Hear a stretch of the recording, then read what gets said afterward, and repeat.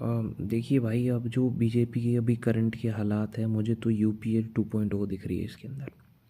जाते जाते यूपीए में बलात्कार हो रहे थे, मतलब करप्शन स्कैंडल।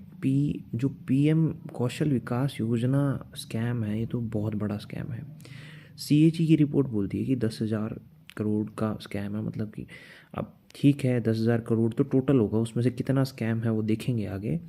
लेकिन फर्जी बेनिफिशियरी निकले हैं उसके अंदर। एक बंदे की 3 स्टेट में अलग अलग जगह पे नाम दे रहे हैं। जो कंपनी है वो जहाँ पे मतलब ट्रेन कर रही है, लोगों को ट्रेन करना था, वो सेंटर ही नहीं है उसके ऊपर, लेकिन लोग उठा रहे हैं।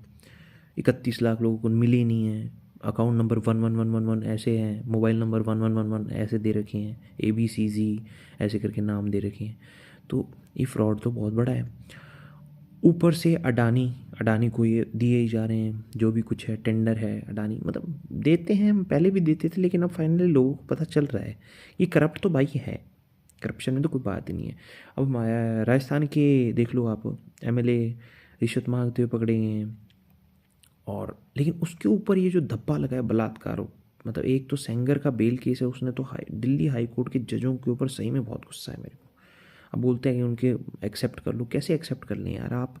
आप बेनिफिट ऑफ डाउट एक ऐसे दुर्दांत अपराधी को दोगे, ऐसे MLA को दोगे, रसूखदार को दोगे, जो कि उसके बाप को मरवा चुका है, उसके 2 चाचा को मरवा चुका है, उसकी मौसी मरवा चुका है।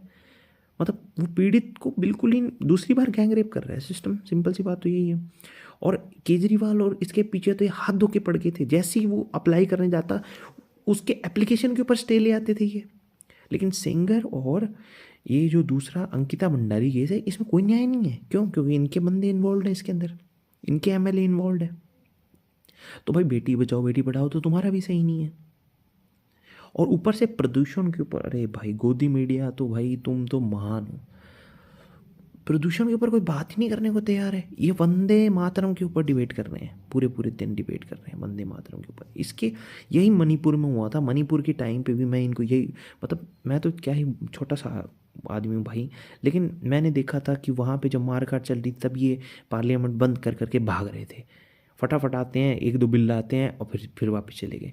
अब ये नहीं चलेगा भाई। अब आपको अच्छा लताड़ा गया है, ऊपर से इलेक्शन कमीशन को भी जवाब देना पड़ेगा। इलेक्शन कमीशन भी दूध का धुला नहीं है। आपका SIR कैसे कैसे किया है, कैसे वोट काटे हैं, फर्जी वोट का बिल्कुल केस बनता है। कोई ऐसी बात नहीं है। ये सुप्रीम कोर्ट बोल रहा है कि पल्ला झाड़ दिया कि भाई हम तो इलेक्शन के मुद्दों पे बातें नहीं करेंगे, और इलेक्शन कमीशन कुछ बोल ही नहीं रहा है, मुंह दर्शक हो गया है। तो भाई फिर डेमोक्रेसी कहाँ से रहेगी है? तो बहुत बुरी हालत है इनकी।